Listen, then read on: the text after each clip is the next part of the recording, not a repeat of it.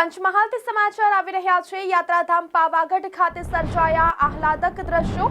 ડુંગર પરનો રમણીય નજારો તમારું મન મોહી લે છે તો ધુમ્મસભર્યા વાતાવરણને લઈ ડુંગર કુદરતી સૌંદર્ય સાથે ખીલી ઉઠ્યો છે।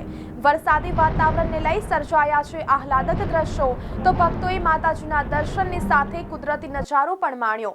તો આ અંગે વધુ વિગતો સાથે સંવાદદાતા કાદિર દાઢી જોડાઈ ગયા છે।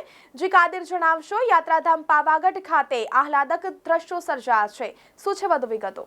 જી ચોક્કસથી માસૂમ જણાવી દઉં કે છેલ્લા કેટલાક દિવસથી પંચમહાલ જિલ્લામાં સાર્વત્રિક વરસાદ વરસી રહ્યો છે, જેને લઈને પાવાગઢ ખાતે પણ વરસાદી માહોલ જામ્યો છે। ત્યારે પંચમહાલ જિલ્લાનું યાત્રાધામ તરીકે પ્રચલિત પાવાગઢ આજે એક અદ્ભુત નજારો જોવા મળ્યો હતો। વરસાદી માહોલ તેમજ ધુમ્મસભર્યા વાતાવરણને લઈને પાવાગઢ ડુંગર કુદરતી સૌંદર્યથી સોળે કળાએ ખીલી ઉઠ્યો હોવાનું પણ જોવા મળી રહ્યું છે। ત્યારે માતાજીના દર્શનની સાથે સાથે ભક્તોએ કુદરતી નજારાનો પણ લાભ માણ્યો હતો। જી આભાર કાદિર, સમગ્ર મામલે વિગતો આપવા બદલ। તો ડુંગર પરનો રમણીય નજારો તમારું મન મોહી લેશે તેવા દ્રશ્યો સર્જાવા પામ્યા છે। તેમજ ધુમ્મસભર્યા વાતાવરણને લઈ ડુંગર કુદરતી સૌંદર્ય સાથે ખીલી ઉઠ્યો છે।